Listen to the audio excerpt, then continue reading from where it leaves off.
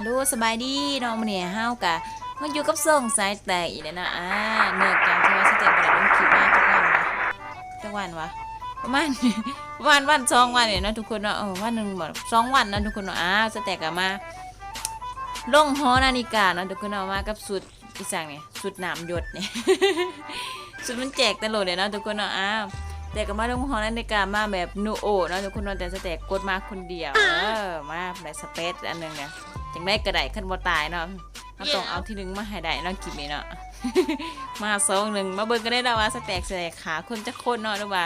สิตายบ่หรือว่าสิบ่ได้คลิปบ่โอ้ยเกินไปสแต็กก็ได้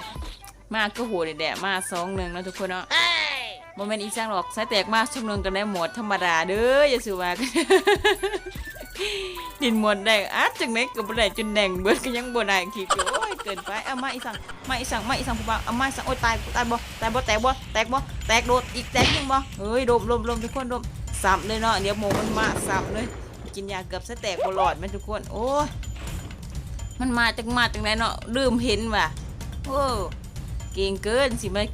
ายิงสิมาขาสายแตกเนาะเดี๋ยวจอบเบิ่งก่อนเนาะ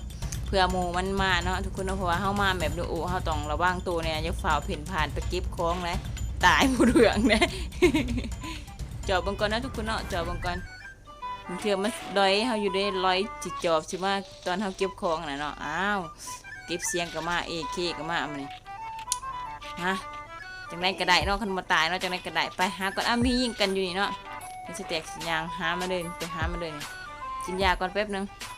ใจเย็นๆคือน้ำตกไก่นะอีกยิ้มหมาเนาะทุกคนเนาะไปยางหาคนเลยเนาะใส่ปูแลนไว้ก่อน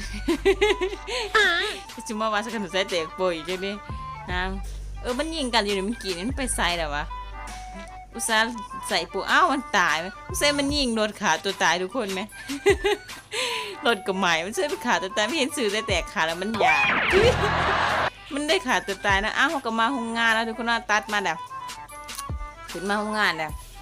มาเบิ่งเงินเนาะว่าเฮาสิได้ขาคนบ่ตอนนี้คนก็เรือ20คนเนาะมีคนยิงกันบ่ไหลเดี๋ยวเฮาต้องไปร้อยมันยาสเต็กยามัวหลายไปโอ้ยซุปเต็มเลยนะทุกคนเนาะเห็นแล้วนี่จับกับบ่ถึกอีนะประเด็นไปซับตะกบยิงซับยิงบ่ถึกกระถารัวๆ เกินไปถือกระถารัวๆแล้วนะทุกคนเนาะเบิ่งซับยิง2ตัวโอ้สเต็กตายบ่โอ้ยดีแต่ไอ้บ่ทันทุกคนเนาะกับแมนเด้มันมีปืนไอ้บ่ว่ะเดี๋ยวสเต็กมากระเบิดถอยก่อนเนาะเดี๋ยวมันต้องมาเด้อสเต็กไหลดูซ่องนั้นไปสิหยัดหัวมันต้องมาทันนี่เด้อนี่มันมาแล้วอีดีกินยาแล้วก็บอกกินยากับเรียไม่สังคิดหนาเขาว่าเป็นอย่างนี้แล้วทุกคนเนาะโอ้ยเกือบตายไหมเดือดซาทุกคนเบิ่งโอ้ยมันแน่สแต็กอยู่ไหมมันเอาวิวแน่สแต็กอยู่กินยากับเดี๋ยวจักเถื่อนไหมเกินไปจักกระดาษเดี๋ยวแป๊บนึงเด้อใจเย็นกินยาก่อน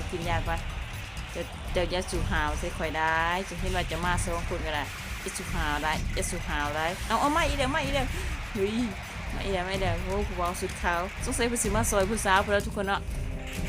จะเสียใจเนาะสายแตกบ่ให้ซอยเนาะสายแตก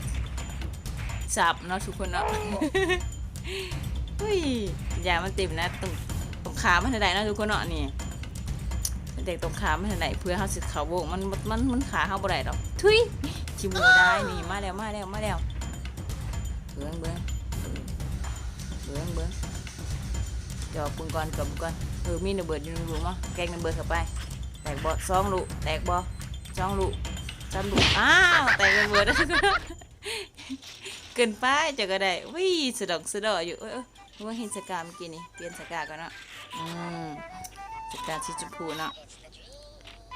มีคนอยู่เทิงซับยิงแต่หมดแรงแล้วทุกคนเนาะ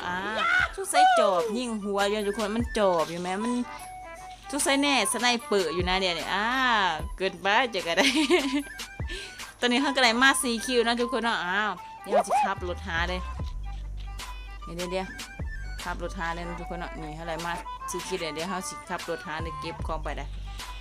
ไปเลยเนาะเขาวงเลยเนาะมาเบิ่งกันได้เนาะสำหรับทุกคนที่เขามาเบิ่งกับฝากกดไลค์กดแชร์ใส่แตกในเด้อเป็นกำลังใจให้กันได้เนาะคนด่าคุยกันตอนนี้เฮากับ ตัดมาอยู่พี่เนาะทุกคนเนาะมาอยู่อีสานขางพีกเลยเนาะนี่ขับรถมาถาคนอยู่นี่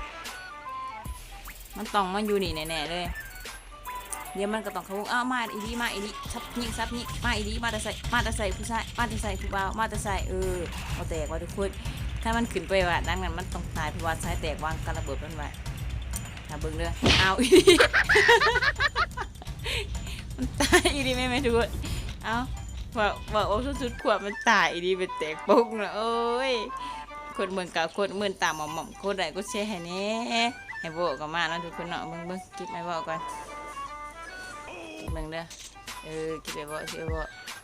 ว่าเขาต้องเอาที่หนึ่งมาแล้วรอบนี้เนาะตอนนี้ก็เดือหาคนสแต็กกันไหนมาหาคิวแล้วทุกคนเนาะเอามาเบิ่งกันเนาะว่าสแต็กสุดใดที่หนึ่งบ่สุดใดแตกสุดใดจักคิวเนาะเอากับมาในหมวด2-1เนาะทุกคนเนาะจังว่านี่ก็เหลือ3คนเลยเนาะทุกคนเนาะมันยิงกันอยู่ดุมนี่ไหมเดี๋ยวสแต็กสิไปแจมมันก่อนเบิ่งไปยิงกันอีกสักอยู่ในหันเนาะจะขึ้นมาบ่เดียวนี่ฮะนี่สแต็กสิไปแจมมันนะทุกคนเนาะ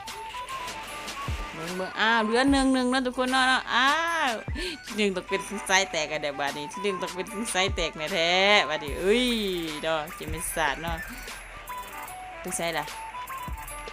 กูบ่เห็นว่ะเห็นแต่ไอ้บ่เต็มอยู่ทุกคนนักโซคนดูใส่เบิ่งหาก่อนเบิ่งโอ้ยเด่นขึ้นมาแล้วนี่สแต็กยิงมันซ้ำยิง10%อยู่ทางนี้แตกเนาะนำบุว่าซะซื้อนำบุอีกได้ตายคนสุดท้ายเนาะสแต็กก็ได้ที่1เนาะคิดดูเนาะฝากทุกคนก็ได้ก็แชร์เป็นกำลังใจให้ในเด้อมื้อนี้สแต็กก็มาดินโหมธรรมดาเนาะมาแบบนูโอ2-1เนาะสำหรับคลิปนี้ก็มีบ่ได้บ๊ายบาย